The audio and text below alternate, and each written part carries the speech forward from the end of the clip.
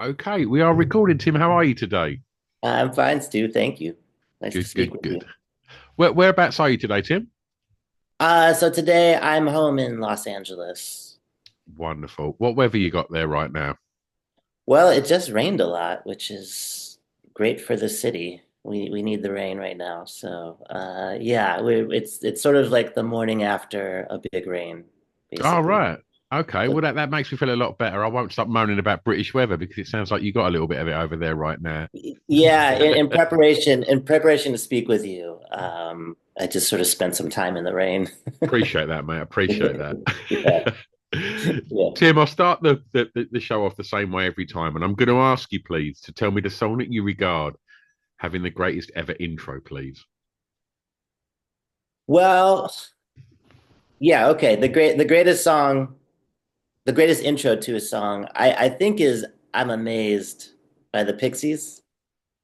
I remember hearing that for the first time and just thinking like, huh, you can just talk on your records if you want to. You can just have like a full-on conversation. But I mean, for anyone, I guess, here who doesn't know that intro, it's before the song plays, you hear Black Francis, who I believe it's Black Francis, the singer, and Kim Deal, the bassist, Yeah, telling some story about field hockey. yeah, I've never really understood it because it kind of just cuts right into the middle yeah. of the conversation, basically. And it's just like kind of weird little story. I think about how, correct me if I'm wrong, but how he went out for field hockey. That's Like he right. had a thing for field hockey players or something like that. And then went out for the team or something. I think you're right. Is that how you understand Yeah, it? yeah, I yeah. I really I just re-listened to it the other day, and yeah, I was like, I still don't understand the story really. I think it's But important to know that I don't think you ever quite understand the Pixies. They're batshit, and that's what's glorious about like Black Francis's words. And like, yeah, I think stop trying to understand the Pixies because you'll never get it. It's batshit.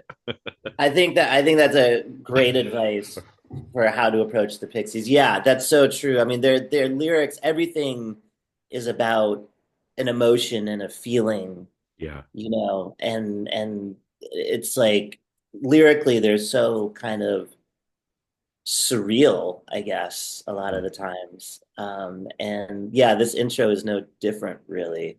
absolutely. Um, but it's great because it kind of just cuts right into the middle of a conversation that is already hard to understand in the first place. Um, but the tone in which they're speaking, it's like you still get the feeling that they're telling kind of a funny story Yeah, absolutely. of some sorts, and it's just fun to hear them. I don't know, just it just sounds like some friends in the studio talking. But Yeah, then just as quickly as they tell the story, then it just quickly cuts into the song, you yeah. know. And And the song's about a minute long as well. It's yeah, like, it's no more than two for sure. And like yeah, and it's definitely kind of punk and in feeling, yeah, I guess, that song. But also, I mean, the thing that was always so cool about the Pixies to me was that they always mixed acoustic guitar into kind of like punk yeah, sounds, yeah. in a punk feel, which I don't know. Yeah, has that was always kind of like inspiring to me, Absolutely. like especially I grew up an acoustic guitar is the first thing I ever had, but I wanted to play electric music, Yeah, and I wanted to play punk and stuff like that. So between like the Pixies and the Violent Femmes, I would say yeah. I was sort of taught that like, oh, you can actually play like a really messed up sounding acoustic guitar on punk music and play punk music, like or something that feels like punk music, I guess. Yeah. Completely, completely. And I mean, in regards to that intro, I mean, I guess a lot of other Pixies stuff has fantastic intros. Like, I mean, no one's ever chose the Pixies for this question, and we're Mhm. fast approaching 600 episodes now, Tim. And why no one's ever chose the bass role, I'll never know, because that is such a, and even just that clang at the beginning of "Here Comes Your Man" is a wonderful intro. Wave and mutilation, they're straight to it. They never Oh, kind of.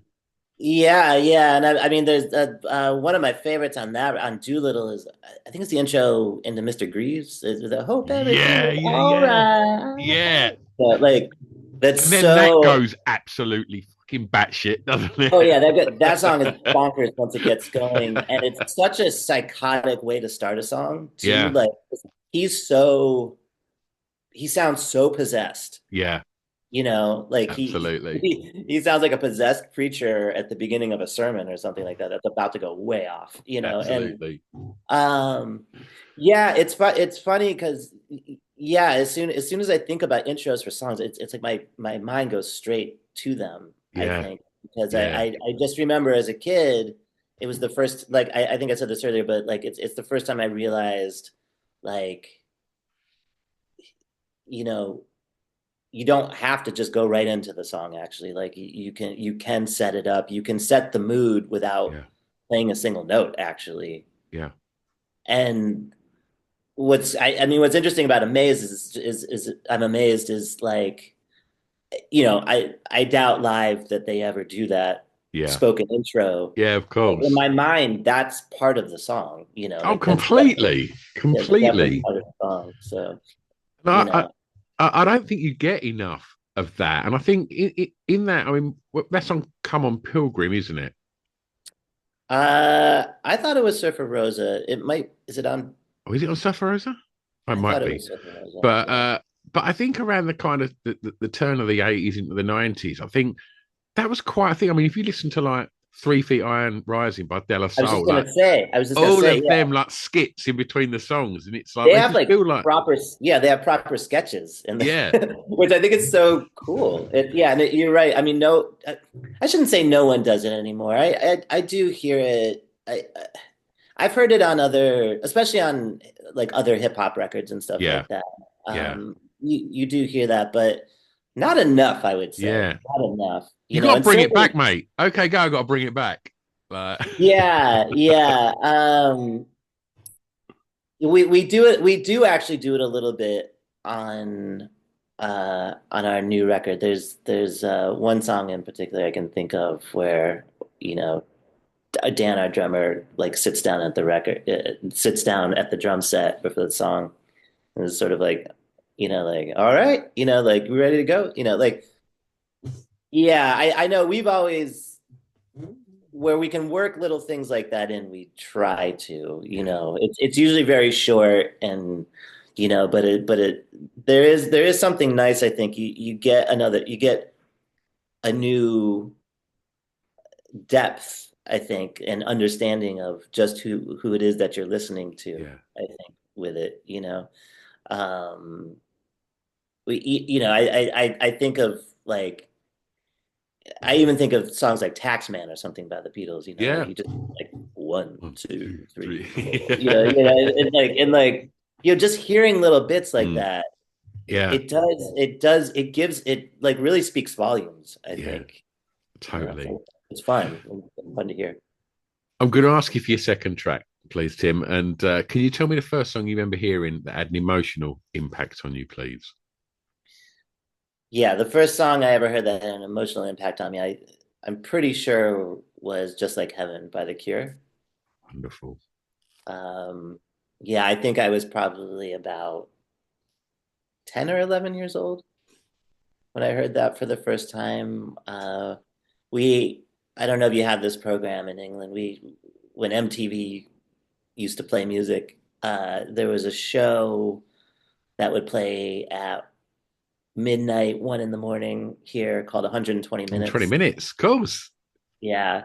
And so I would stay up on a Sunday, unbeknownst to my parents. I would sneak into the TV room and turn it on really low. So I could, because that was at the time when I was growing up, it was obviously not really internet and no streaming services and stuff like that. So if I wanted to know what was happening in England from Kalamazoo, Michigan, where I grew up in the States, 120 minutes is really the only place that like an 11-year-old could go. Oh, I was too young to really go hang out in record stores at that point too, but I was already interested in music. And so I would turn that on. I remember hearing and seeing Just Like Heaven, the video on 120 minutes. And just, 11 years old, 12 years old, I feel like that you're on the cusp of starting to feel feelings that you've only heard about in Absolutely. movies and read about in books and maybe heard your older brother or sister talk about. But then, and I remember as a kid, prior to all of this, wondering like, am I ever really gonna feel things like love, and like desire, because I felt like at like 9 years old, say like I'm probably not gonna feel those things. I don't feel anything like that right now, like at least I didn't think. And so I remember when I started to get confused a little bit by these like overwhelming feelings of like, oh my gosh, like I really love this girl. In my English class or something like that. Why do I feel this way? Like and just being so confused by those feelings. And I remember hearing Just Like Heaven for the first time and listening to the lyrics and just feeling what that song feels like. And to me, I was like, oh, I think this person is singing about the things that I'm feeling right now. Like the feelings of like being overwhelmed by love, and overwhelmed by like passion, I guess, Yeah. which I like, yeah, I was like starting to feel those feelings, but didn't understand them at all, Yeah. you know. And I think this was the first time where I was like, thank God someone else feels this way, Yeah. Um, and the song itself does, the music and the lyrics work in tandem so well, I would say, because it's sort of like this happy, sad kind of like push and pull between the music, which it's melancholic, but it's also kind of joyful too, and it's like celebrating the melancholy, I Yeah. think, and like celebrating this like ultra human feeling of like love and confusion and all of Yeah. that. And so yeah, I remember it just hearing it and just being like, this is so beautiful and seems to completely understand me in this Yeah. moment. And for better or for worse, I feel like I have remained as confused and overwhelmed about love even into my adult life. So that song is just as fresh to me as it was And all what's those years back. and what's good as well with the Cure is them joyous moments where love is exploding and you've got the joy of Just Like Heaven, and then also when it goes wrong, you've Mm. got disintegration. You've got pictures Yeah. of you. That's there for you. Then there's your big hug there. Oh yeah, they're one big warm hug, whichever way you need it. Yeah, yeah. If you need to celebrate the confusion of love, it's there. If you need to celebrate a breakup, it's there. If you need it, to scream out into the night, or howl out into the night, they're there for you for sure.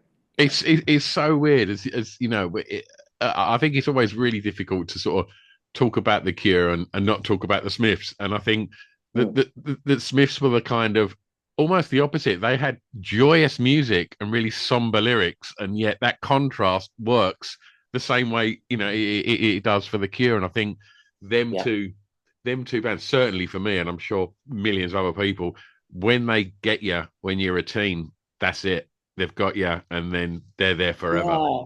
Well, and I mean, I guess that's the amazing thing about music in general is the fact that it can encompass different emotions all at once, Yeah, which is one of the few art forms I think that can do it that successfully. truly. Yeah, Like the music can be somber and the lyrics can be happy, or the music can be happy and the lyrics can be somber, yeah, and you can get this just incredible push and pull, yeah, which is so much more, I think, like indicative of what it is to be alive in the first place, anyways. yeah, You know what I mean? I think we're always walking between looking forward and looking back and trying to be in the moment, you know, and all in this way that like music does a good job of addressing all of those things, I think, Absolutely. that and what it is to be human, I think, in the Yeah, first place, all the sort of confusing things that it is to be human. completely. And let's not overlook what a great intro Just Like Heaven is as well. Because you get them Ooh. thundering drums and Yeah, yeah. you're waiting for that little synth play over to come in, which is just joyous. And that's before them that jangly guitar. It's an Yeah. I mean, absolute peach, isn't it? once it hits that descending, Yeah. I mean, what it's just got to be like the most romantic thing I've ever heard, I think. But yeah, I mean that like opening drum fill, you know, that Yeah. ton, like boom, boom, psh, you know, Yeah. it's just it's like you're in already. Like within like a second of the song, you're just like, yep, I'm Yeah. in. Yeah. And it gets better and better and better as it unfolds. Totally, totally, totally. It's a God, it's a great song. It's such a great song. But yes, I would say that like that's the first time that I ever had a real emotional impact on me. Solid choice. I'm going to ask you now to tell me the song that reminds you of your time at school, please, Tim. Uh, so another British band, actually. Okay. Uh, Song that reminds me of my school days. Well, here's the question I have for you, actually, before I answer this. Are Okay. you talking like what era of school are you talking? Like Well, university days or pre-university days? I mean, if you want to have two, you can have one from the more formative years and you can have one from the latter years. Great. Okay. So this is another 120 minutes reference, or it's at least the first time. It was like 7 in the morning, and I was getting ready for school. I was right around the age. I was maybe a little bit older than when I heard "and just like heaven," um, and I had recorded with our VCR. I had recorded 120 minutes from Sunday night because I was too tired to stay up. So Monday morning, I popped it in before I went to school. I'm like eating a bowl of cereal, and I hear this like I hear this like I didn't even know this at the time, but what I would later become like sort of think of as like a sort of Jimi Hendrix riff. But it wasn't Jimi Hendrix.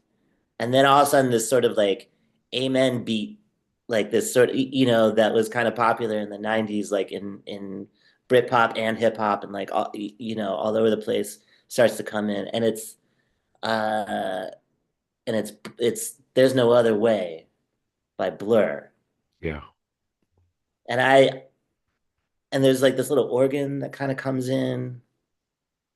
Uh, and I was like so taken by this song. And then the image of them, these sort of like mop toppy looking guys. Mm, You know, they had these like kind of like extreme bowl cuts and like baggy, you know, like bell bottoms and like oversized t-shirts. And so, you know, I was really experiencing the sound with the image, I yeah. think, in this particular case. Because I thought the song just sounded so cool to me. Mm, Um, it has this kind of like dancey, sort of chill, but slightly kind of evil, kind of menacing cool to it, I yeah. guess I would say. Um, it was like it was groovy, but it was still kind of rock music at the same time. Um, and then Damon Albarn starts singing, and he's got like the coolest voice ever, you know. Yeah, and I just remember I heard that at like 7 in the morning on a Monday when I was like 12 years old, and like just became obsessed with it, and made my parents take me to the record store, you know, like the indie record store, because I'm not even sure the mainstream record store had them at the Yeah. time, because they were brand. I think they were kind of brand new at this Yeah. point. Yeah. Um, I think that was their that was second single. Like, second single, first record, yeah. you And know. they hadn't really broken in the States. They didn't break huge in the UK either. Oh, It was really? quite strange on when Leisure come out. They're from my hometown, and Oh, and they played my venue on the first tour, and um like She's So High had come out and hadn't really done anything, and then There's No Other Way, and I think they released Bang off of that album as well, yeah, and I get. I always felt that like a lot of people saw them as like initially, obviously, as a kind of a bit of a carryover from what we call the baggy scene of like the Stone Roses yeah, and that kind of Manchester thing with like the kind of like you say the mop tops and the flares and the baggy yeah, t-shirts. And but I think There's No Other Way, and there's some fantastic tracks like on that debut album. Sing's a masterpiece, yeah. and I think I think they didn't quite have it right as an image then, and I think that's I don't know if you followed Blur from there onwards, I did, yeah, but to then have that little lost single that was pop scene in between, and then that was yeah. it. That was a transition, and then it was like Modern Life is Rubbish. They had their image locked down then, and it was Oh, like, yeah, and became way cooler in my yeah, in my opinion. yeah, Getting into Modern Life is Rubbish and Great Escape, and like those records to me are like, they're pretty high up there for me. amazing But records. this was my introduction to them. And again, I was young enough that I was still sort of learning about my own feelings and kind of Yeah, developing my own opinions about things. yeah, And I just like heard it and looked at it and I was like, I think this is cool. yeah, I was like, it's so different to most of what's around me in the States, and it's so different to anything I've heard in the States. It looks so different from what I'm seeing in the States. And, I think, yeah, I was just like, I don't know what this is, yeah. but I want to live in that, and I want to sound like that. And I want people when they see me to feel like that. You know what I Love mean? Like, that. like they were just so cool to me. And so yeah, I remember, yeah, my parents took me to like the sort of like indie record shop, and they of course had it there. And I got that record and was just like so blown away by the sort of shoegaziness of it. And it Uh, still sounds so good.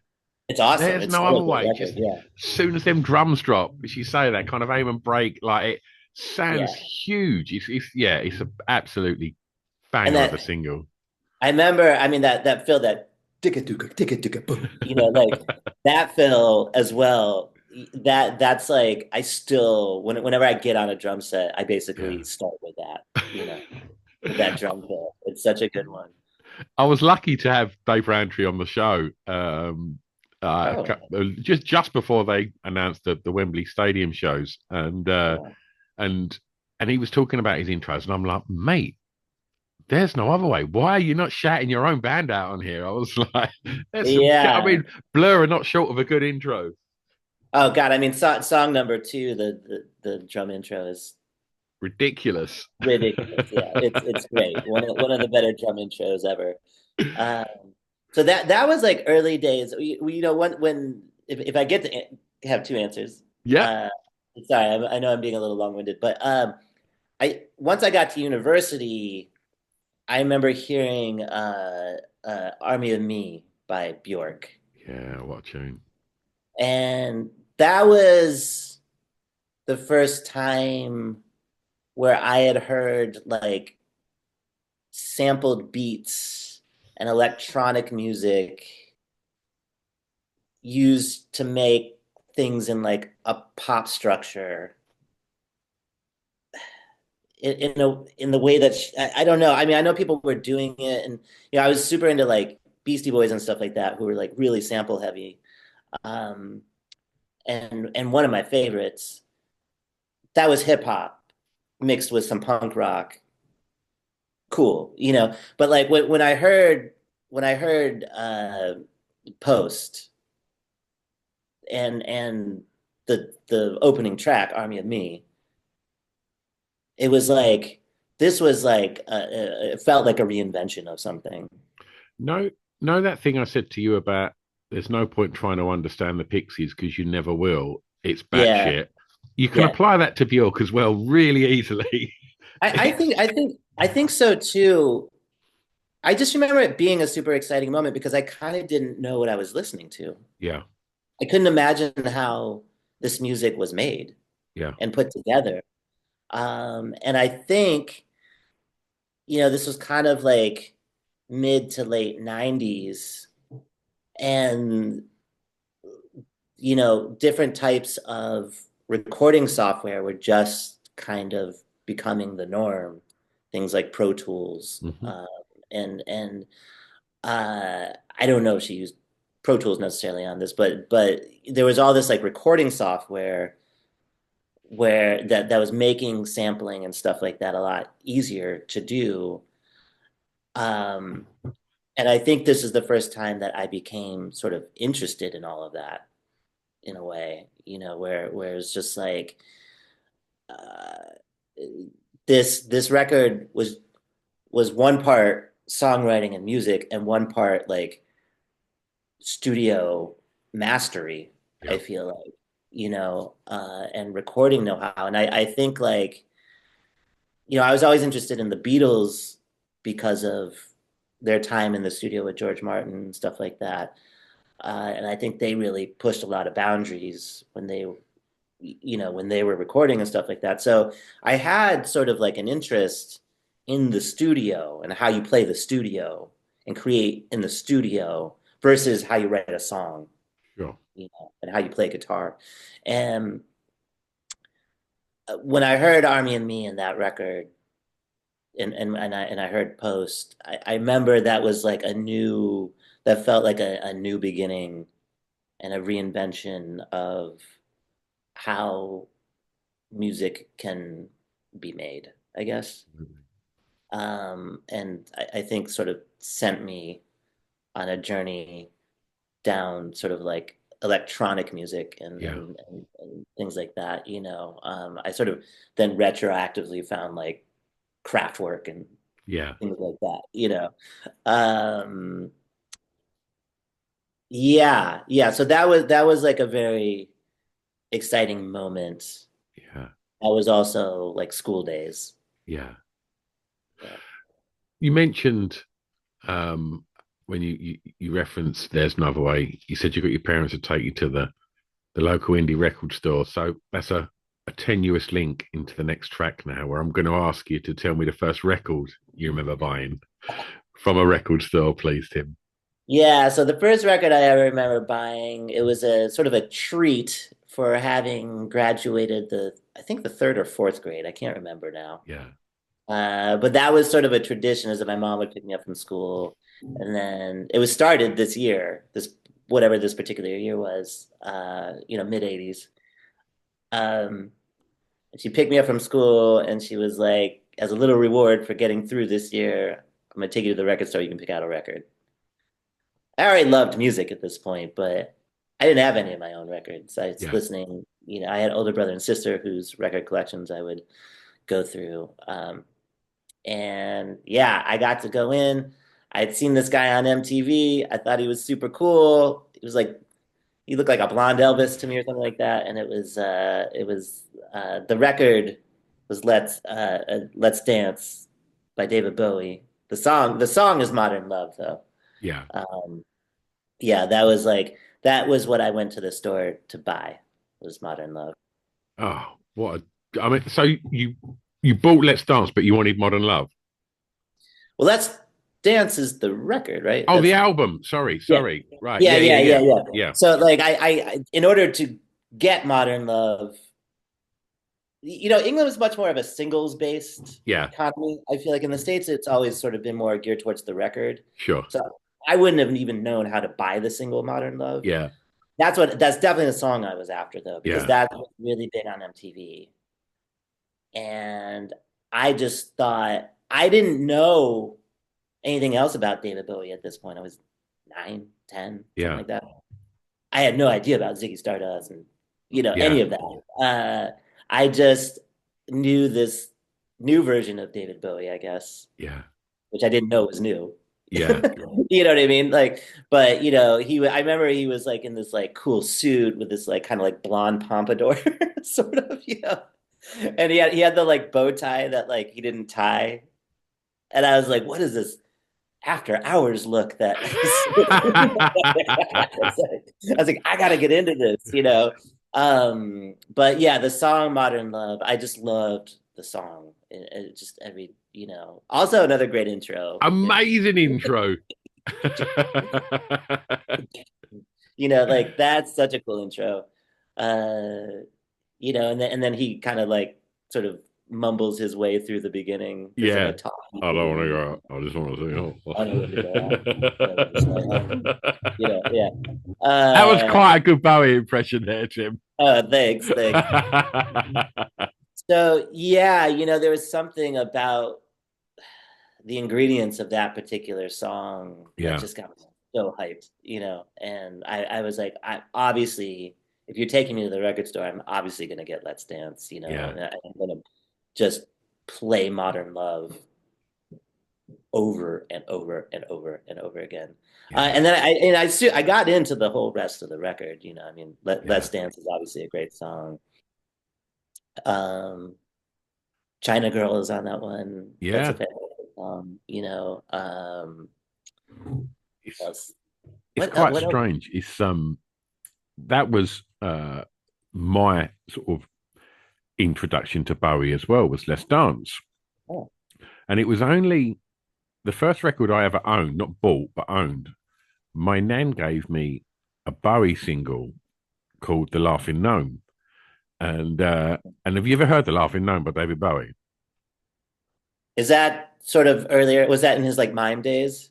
Like way, way back. And it's just like a Yeah, novelty record where there's like a almost like a sort of chipmunk style voice singing "I'm the Laughing Gnome" and you can't catch me. It's a yeah, crazy little, but she bought it for me because it's like, essentially like a kids record, and it yeah, was so weird. It's like buying Let's Dance and thinking because I only had a few like handful of records, and I was like, oh, he's got the same name as that guy that done that kids record, and it's like, right. and I think around the mid 90s, Bowie done a thing where he was touring, and you could phone up and leave requests for what songs you wanted him to play.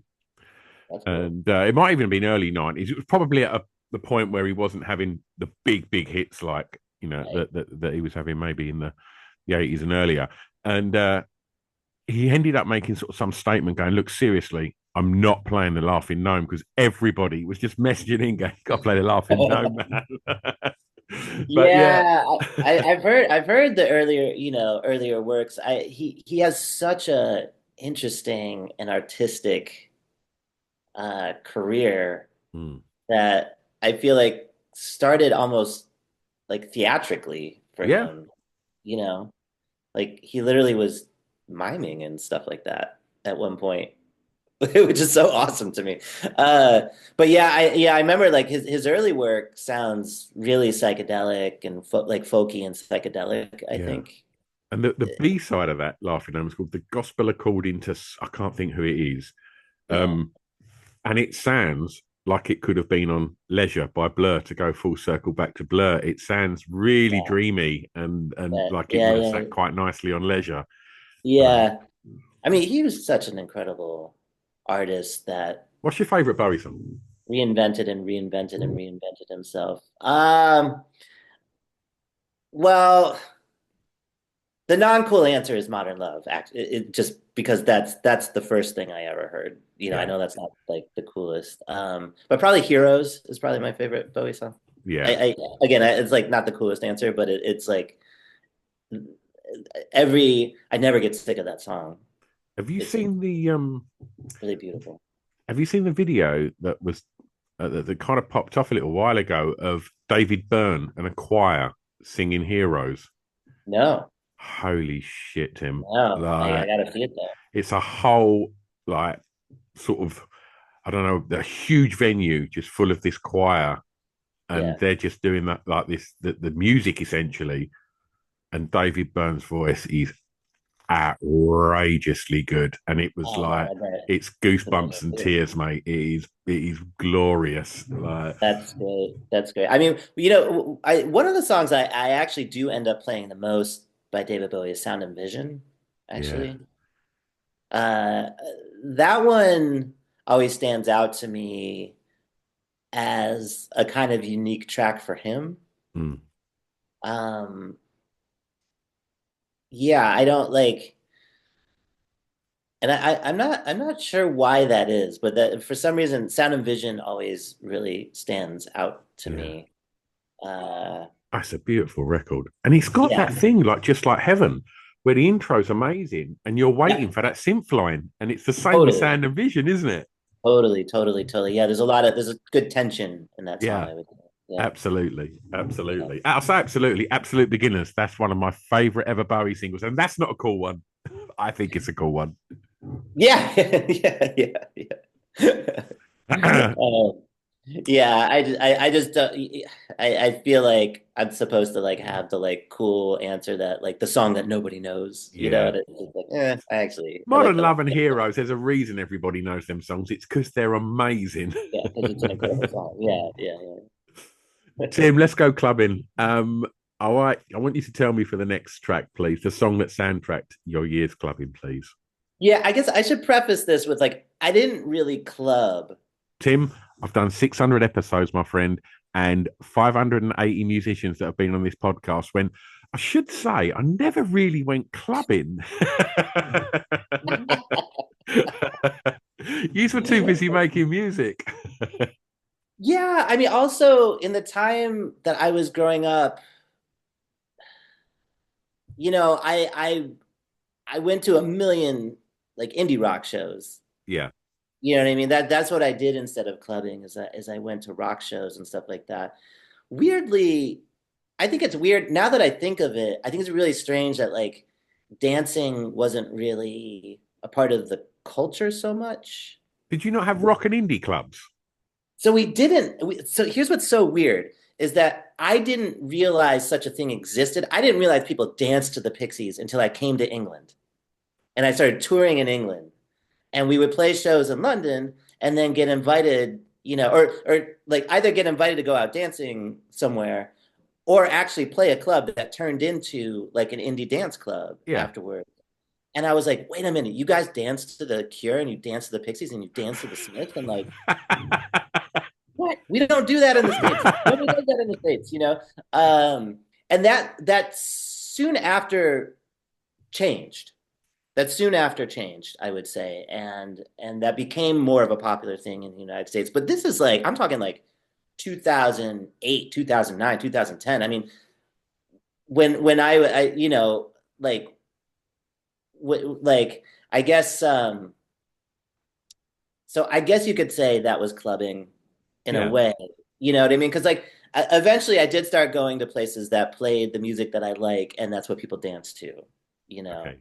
Um, and so I guess that's the time period I'm sort of thinking of is like after I realized, oh, people do dance to this music from going to London, Sure. you know, and then coming back and then starting to you know, I think other people were starting to recognize that as well. And I think when like things like garage rock became much more mainstream, then you know, people were dancing to the Strokes and White Stripes and stuff like that.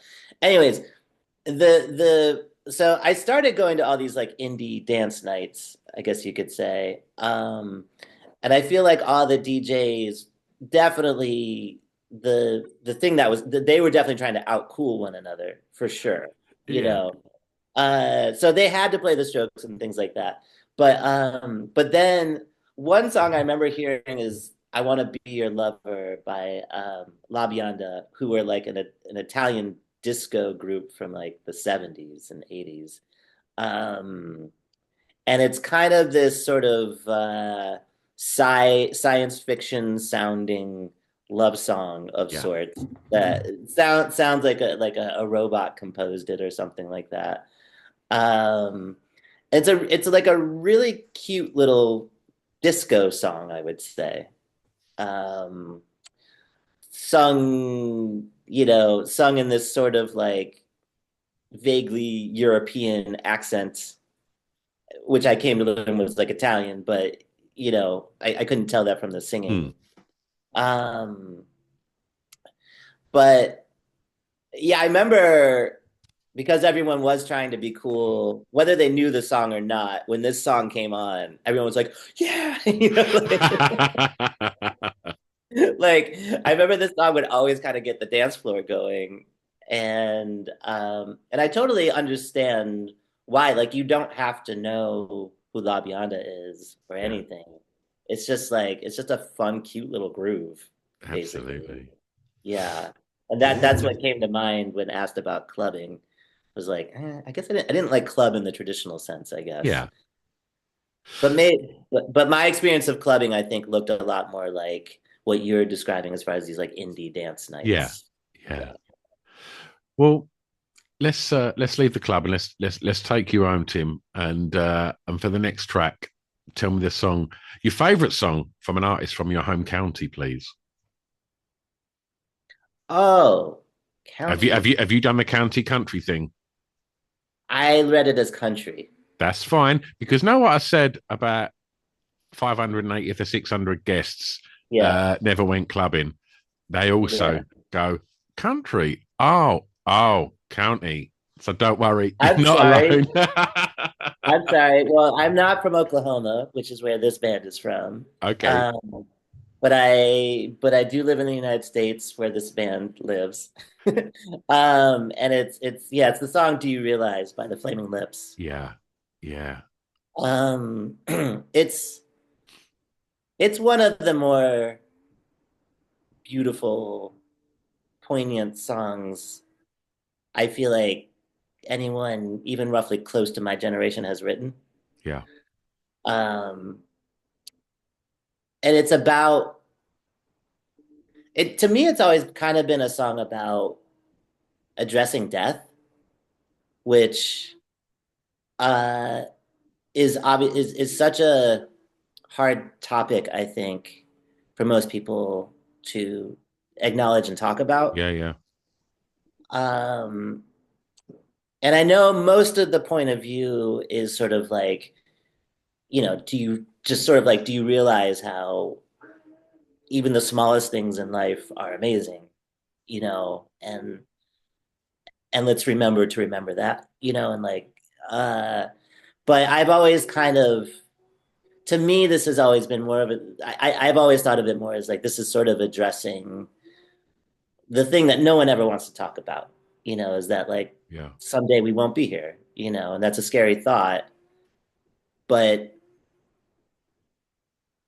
there's comfort, there's sort of comfort in being able to recognize and find the things in life that are beautiful and and remember to acknowledge that and remember to live while you're living. Like Yeah. I think that's such a beautiful sentiment and a hard and kind of just a hard one to get right, I think. Um, and an important thing to address, I Yeah. feel like, as human beings. Absolutely. I feel like we all walk around too much just ignoring this thing that is going to happen to all of us, Yeah. and why we don't talk about it or sing about it as much as, you know, is interesting to me. And so I think this song does such a beautiful job of addressing that, Absolutely. and kind of gets to the core of what it is to be human. It's so beautiful. It's so Yeah. beautiful. Yeah. And he, Wayne Coyne's voice on that, he's sublime. And It's wonderful and it like kind of beautifully broken in a way, like his yeah, voice, yeah, it breaks in all these like interesting ways and yeah, yeah. And we're not from the same county, but we've made now our last three records with Dave Fridman, yeah, who's produced the lion's share of Flaming Lips records. yeah, So we oftentimes record in the same spaces they do. And so I do feel, and we've even done shows with them. So I yeah. do feel close to them in a way. Oh, absolutely. And a Flaming Lips live show is something to behold. Like It's the best thing ever. Yeah. it really is. And there's a live video of Do You Realize? And it's when they were literally every whistle and bell was being thrown at that live show.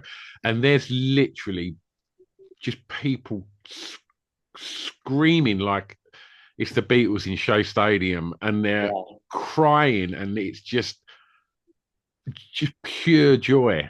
absolute joy. And it's like, and his voice, when it, like you say, when it breaks, like even on stuff like Spark That Bled or A Spoonful Weighs a Mm. Ton, just them little soft Yeah. moments where his voice cracks. It's like, oh, you've literally just cut me in half here, Wayne. It is Yeah. just beautiful, isn't it? I think there was one time where we were on tour with them, and I was just like gushing over their show. I was just like, this is it's the most amazing thing I've ever seen. And I think he was quoting Roger Daltrey, but he just said to me, Never, never let the music get in the way of the show." Love that. Which I thought was such a funny thing. It was like such a funny thing. But yeah, I mean their live show is just it's like transcendent, I Yeah, would say. Yeah. absolutely. Yeah. Tim, it's your last song. And for this one, I'm going to ask you to tell the listeners of the podcast a song that you think they may not know that you love. A song you might not know that I love is actually a band from the county where I live. Oh, there we go. Got there in the Yeah, end. yeah. It's a band that we're going to be touring with actually in the spring and summer. They're called the LAXs, or just LAXs. Sorry, not Mhm. but LAXs. And the song is called West Keys, and it's basically they sound like the early Beatles to me. They have such a lovely sense of melody, um, and it's they're just like two guitars, bass, and drums kind of band, Yeah. you know, um, with like very pretty chord progressions. And they, I believe this is a quote that they use in the song, but there's this line, hurt people, um, that I've always kind of liked. And they use it in a point in the song that I think just it's a song about breakup, but it's like attempting to look at it through some sort of compassionate lens, I Sure. think, and to find some understanding about what has happened. It's not this like you broke up with me, fuck you Yeah. kind of thing. I mean, that is in there, but then there's this attempt to kind of with this line, hurt people, where there's like this attempt to sort of understand the psychosis, I Yeah. guess. You know, um, uh, so it kind of gives you another um angle to look at a breakup with. Okay. It gives you the like fuck you moment, but then it also gives you this like, Yeah. but let's stop and think about what has happened here, Yeah. and like I understand you're a hurt person, you've been hurt and now you're hurting me, and there at least there's an understanding there's an awareness around that, Yeah. it feels elevated to me. Feels like an elevated perspective on breakups. Wonderful. It's a very beautiful song. Very, very beautiful. Yeah. Well, Tim, we make it nice and easy for the listeners of the show to go and listen to it, as well as all the other songs that we've spoken about today. And obviously, there'll be some OKGO music on there as well, because we put together a little playlist to accompany the podcast on Spotify so people can go and explore everything that we've spoken about today. And what we have yet to speak about today is what you are up to. So bring us up to speed on all things OKGO, please. Yeah, we literally just released two songs today from our new record that's called And the Adjacent Possible. That record will be out April 11th. But yeah, today we released a song called "A Good Good Day at Last," and that is featuring Ben Harper, our friend Shayla, and our friend Sam, who's actually in LAX's, Mhm. um, and another song called "Going Home." So those will both be on "And the Adjacent Possible." And 2 weeks ago, we released, or no, sorry, maybe 3 or 4 weeks ago, we released our first video off of this record Yeah, for a song called "A Stone Only Rolls Downhill." it's amazing. Thank you. So yeah, there are three new songs. I don't know when you'll put this podcast out, but as of this moment, there are three new songs you can find on Spotify or wherever you stream music. Yeah. Um, Record comes out April 11th, and then we begin touring the States. Yeah, that like the next week, like mid-April, basically. We start in the Midwest, East Coast, West Coast. Um, we'll be in Japan in July, and we're trying to figure out when we can come to the UK. That was my next question. You come in here. Yeah, yes, for sure. We are for sure coming. We're trying to get it just right as far as when we come and where we play and Yeah. stuff like that. So we've just been kind of figuring that out at the moment. But yeah, we'll be in Europe very, very soon. And I'm leaving Monday.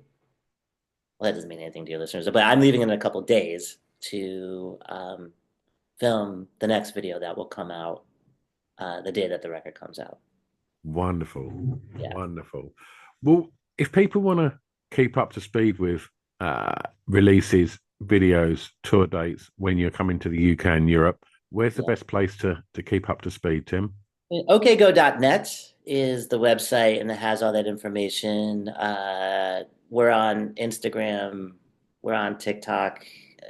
All that information usually ends up going to all those places. Yeah. Even if you just go to Spotify or Apple Music, we all the dates and everything are there too. So there's a lot of different places. It's a modern world, Steve. It's a modern world. It really is, my friend. Tim, Yeah, it's been so lovely talking to you. It's been great to get to talk about the Pixies. That doesn't happen too often on this show. So it's always nice to talk to nice people about nice music. It's been an that's absolute awesome. delight, my friend. Right on. Thanks. I'm surprised. That's surprising to me. I would think everyone talks about the Pixies. You're the first. Maybe that's just me. Really? I That's think so. crazy. That's crazy to me. That's crazy to me. Okay, but cool. Tim, I'm going to press stop, but don't go anywhere. Okay, all right.